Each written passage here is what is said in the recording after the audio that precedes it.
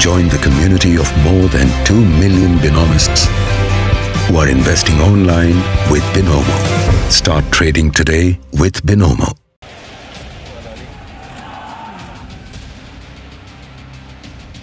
एक phone call जिसने अशरफ गनी को भागने पर मजबूर कर दिया।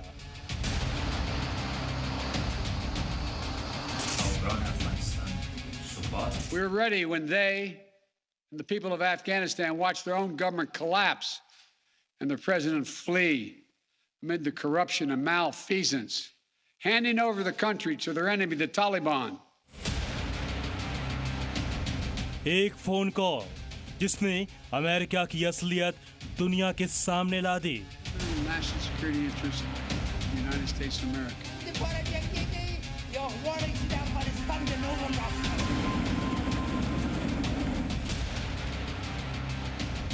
ये फोन कॉल 14 मिनट का है जिसमें बाइडेन और गनी की बातचीत है।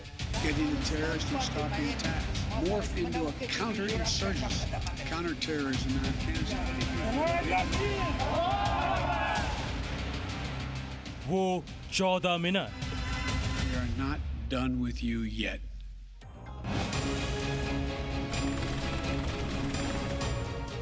तालिबान के कब्जे से पहले अफगानिस्तान में अशरफ गनी की सरकार थी और काबुल में अमेरिकी सेना जमी हुई थी।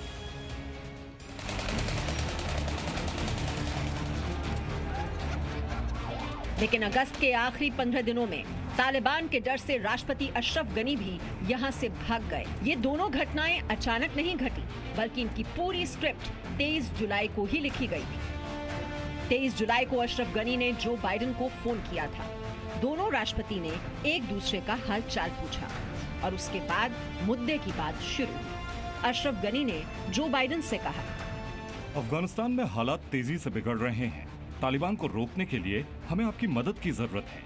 जो बाइडेन ने कहा, अगर आपके पास अफगानिस्तान के हालात को संभालने के लिए कोई प्लान है तो बताइए। अगर आप हमें अपना प्लान बताएंगे तो हम आपको हवाई सपोर्ट देना जारी रखेंगे। जो बाइडेन और अशरफ गनी के बीच जब ये बातचीत चल रही थी, तब तक तालिबान कंदहार समेत अफगानिस्तान के कुल 407 जिलों में से 200 से ज्यादा जिलों पर कब्जा कर चुका था। सूत्रों के मुताबिक गनी ने बाइडेन से कहा, हमारे पास प्लान है और हमारी सेना तालिबान से लड़ रही है, लेकिन हमें आपकी मदद भी चाहिए। इस पर जो बाइडेन ने कहा, आपके पास 3 लाख सैनिक हैं जिन्हें अमेरिका ने प्रशिक्षण दिया है और ये 3 लाख जवान तालिबान के 70,000 लड़ाकों का मुकाबला करने में सक्षम हैं। 14 मिनट की बातचीत के दौरान बाइडेन अशरफ गनी से खुश नहीं दिख रहे थे। उन्होंने गनी को यह सुझाव दिया कि तालिबान के खिलाफ लड़ाई की जिम्मेदारी जनरल बिस्मिल्लाह खान को दी जाए, जो उस वक्त अफगानिस्तान के रक्षा मंत्री थे। लेकिन गनी को शायद ये मंजूर नहीं था। बाइडेन ने गनी को सलाह दी, अफगानिस्तान की सरकार को धारणा बदलने की जरूरत है। दुनिया में ये संदेश जा रहा है कि सरकार तालिबान के खिलाफ सही तरीके से नहीं लड़ रही है। ऐसे में आपको नए प्लान के साथ आना चाहिए। सभी राजनीतिक हस्तियों को साथ लाकर प्रेस कॉन्फ्रेंस करनी चाहिए। इससे दुनिया की धारणा बदलेगी और एक मजबूत संदेश जाएगा। बाइडेन घानी की ये जो फोन कॉल की डिटेल्स मिली हैं, इससे एक चीज तो बड़ी क्लियर होती जा रही है बार बार, और वो ये है कि ये बहुत बड़ा इंटेलिजेंस का फेलियर है। आप जो भी कहिए, ये इंटेलिजेंस का फेलियर और अमेरिकी इंटेलिजेंस का। क्योंकि देखिए, उस फोन कॉल में जो बात हो रही है, अगर आप अमेरिकी साइड से देखें तो बाइडेन की टीम ये कह रही है कि हम तो घानी को इनकरेज कर रहे थे कि भाई देखो, तुम्हारे पास 3 लाख सोल्जर्स हैं, एयरफोर्स है, हम तुम्हारी एयरफोर्स को पूरा सपोर्ट करते रहेंगे 31 अगस्त के बाद भी। तुम जाओ तालिबान से लड़ो अपनी फोर्सेस के साथ। 1 दूसरा, हम इनको कह रहे थे घानी को कि अपनी मिलिट्री स्ट्रैटेजी बदलो और जो आपका डिफेंस मिनिस्टर है बिस्मिल्लाह, उसको पूरा कंट्रोल दो फाइटिंग का। जो बाइडेन का मानना था कि अशरफ गनी की सरकार तालिबान के खिलाफ सही तरीके से नहीं लड़ रही। उन्होंने पहले भी और अपनी नई प्रेस कॉन्फ्रेंस में भी अशरफ गनी को ही अफगानिस्तान के हालात के लिए जिम्मेदार ठहराया। We're ready when they, the people of Afghanistan, watch their own government collapse and their president flee amid the corruption and malfeasance, handing over the country to their enemy, the Taliban. Joe Biden का आरोप कुछ और है और अशरफ गनी की सफाई कुछ और। काबुल से भागने के 3 दिन बाद 18 अगस्त को गनी ने संयुक्त अरब अमीरात से एक वीडियो संदेश जारी किया। वीडियो में उन्होंने कहा कि पश्चिम में उनके सभी सहयोगियों ने देश छोड़ने की सलाह दी थी, इसलिए उन्होंने देश छोड़ा।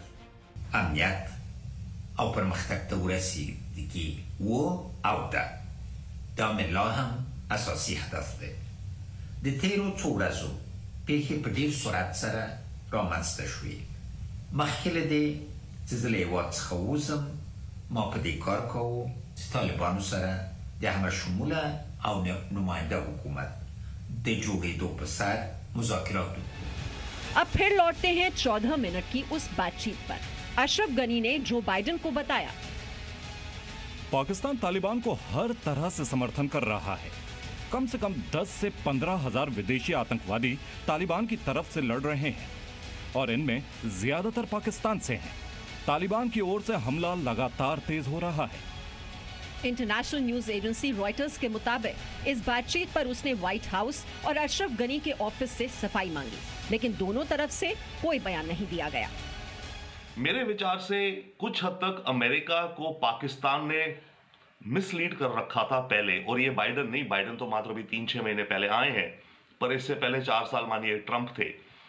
तो पाकिस्तान ने अमेरिका को कन्विंस कर दिया था कि हम सरकार, पाकिस्तानी सरकार कोई मदद नहीं कर रही है बिल्कुल, परंतु क्योंकि हमारा बॉर्डर है अफगानिस्तान के साथ और हमारे यहाँ भी बहुत एक्सट्रीमिस्ट फंडामेंटलिस्ट हैं, वो चले गए हैं तालिबान के साथ लड़ने में और हमारा कोई कंट्रोल नहीं है, हम उन्हें रोक नहीं पाए हैं। पाकिस्तान ने अमेरिका को ये कन्विंस कर दिया होगा, तभी तो अगर अभी तो वॉर खत्म और हारने की नौबत पे आ गए थे, पर मानिए पिछले 2 साल 4 साल 5 साल पहले अगर अमेरिका को ये कन्विक्शन होता कि तालिबान में करीब 10-15 हजार आतंकी पाकिस्तान की सरकार ISI द्वारा पुश किए गए हैं, तो अमेरिका शायद पाकिस्तान पे कुछ प्रेशर डालता।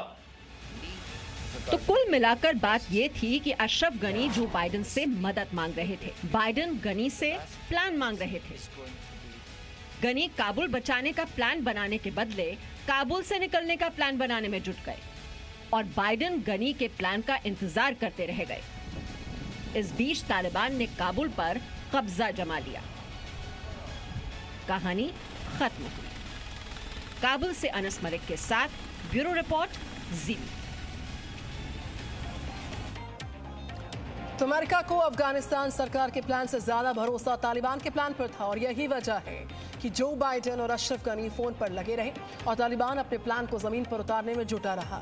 नतीजा ये हो गया कि जो अमेरिका है और अशरफ गनी दोनों काबुल से आउट हो गए और तालिबान काबुल में इन हो गया। अब आपको अमेरिका और तालिबान के बीच एक सीक्रेट डील के बारे में बताते हैं। वैसे तो अमेरिकी सैनिकों की वापसी को लेकर बड़ी डील दोहा में हुई थी, लेकिन ये जो सीक्रेट डील है उसके बारे में हम आपको आज बताने वाले हैं। उसका संबंध अमेरिकी नागरिकों को काबुल से सुरक्षित बाहर निकालने से जुड़ा हुआ है। एक रिपोर्ट पर नजर। अमेरिका तालिबान की सीक्रेट डील, सीक्रेट दरवाजा।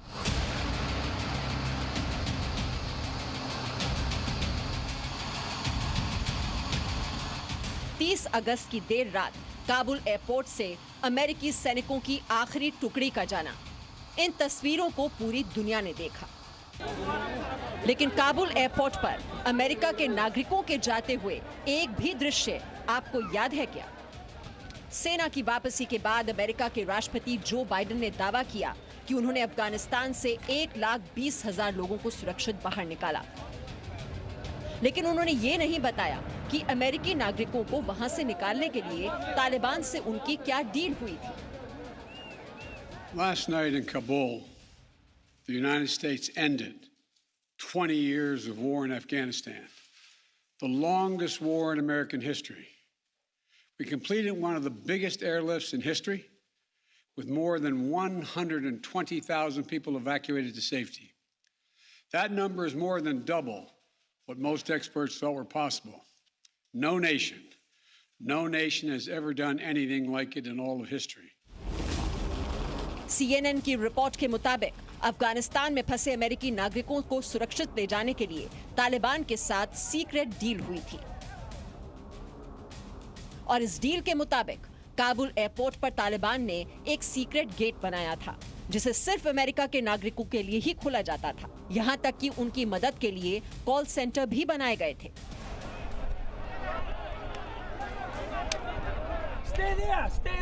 आपने ये तस्वीरें देखी होंगी किस तरह अफगानिस्तान के लोग घंटों तक, कई दिनों तक काबुल एयरपोर्ट पर अपनी बारी का इंतजार करते रहे। विमान को देखकर उसकी तरफ दौड़ने लगते।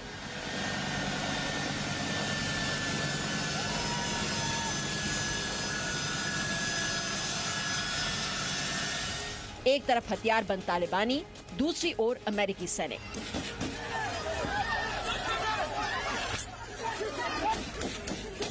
इन्हें अपने ही मुल्क में दोनों से जूझना पड़ता।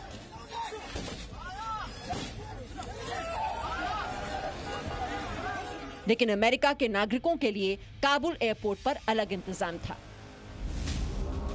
रिपोर्ट के मुताबिक अमेरिकी नागरिकों को सुरक्षित एयरपोर्ट के भीतर लाने के लिए तालिबानी ग्रुप खुफिया तरीके से काम कर रहा था। उनके रुकने के लिए एयरपोर्ट के करीब अलग से एक जगह तय थी। ये जगह अफगानिस्तान के गृह मंत्रालय की इमारत थी, जहां तालिबानी लड़ाके अमेरिकी नागरिकों के कागजात देखते, उसके बाद अपने पहरे में एयरपोर्ट के सीक्रेट गेट तक ले जाते, जहां अमेरिकी सैनिक पहले से मौजूद होते। अब सवाल है कि अमेरिकी नागरिकों के लिए सीक्रेट इंतजाम क्यों किया गया था? ऐसा इसलिए किया गया था क्योंकि अमेरिका को अफगानिस्तान में मौजूद ISIS खुरासान के हमले की आशंका थी। उसी ISIS खुरासान से जिसने 26 अगस्त को काबुल एयरपोर्ट पर हमला किया था। और इस आतंकी हमले में 170 से ज्यादा अफगानी नागरिक मारे गए और 13 अमेरिकी सैनिक भी शहीद हो गए।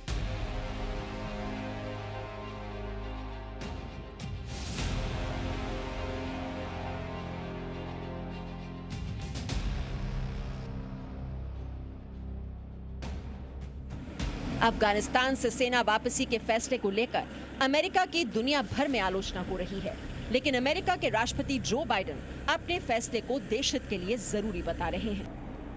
The fundamental obligation of a president, in my opinion, is to defend and protect America. Not against threats of 2001, but against the threats of 2021 and tomorrow. That is the guiding principle behind my decisions about Afghanistan. America की सेना अफगानिस्तान में 20 साल तक मौजूद रही। Joe Biden के मुताबिक इन 20 सालों में हर दिन अमेरिका के $300 मिलियन खर्च हुए। 20 साल में 2,400 से ज्यादा अमेरिकी सैनिक युद्ध में शहीद हुए और 44,000 से ज्यादा अमेरिकी सैनिक घायल भी हुए। इतना बड़ा नुकसान अमेरिका अब और नहीं सहेगा। उन्होंने अमेरिकी लोगों को कंफ्यूज भी करने की कोशिश की। बाइडेन ने कहा, अमेरिका के सामने चुनौती तालिबान नहीं बल्कि चीन और रूस हैं। The world is changing. We're engaged in a serious competition with China. We're dealing with the challenges on multiple fronts with Russia. Fight terrorism and take on new threats that are here now and will continue to be here in the future. क्या बहाना है? अफगानी जनता को तालिबान के हवाले करके काबुल से भागने का पाप रूस और चीन के नाम पर धोना चाहते हैं जो बाइडेन। काबुल से अनस मलिक के साथ bureau report, ji media. Presenting B News app, available on Google Play and App Store. Download it now.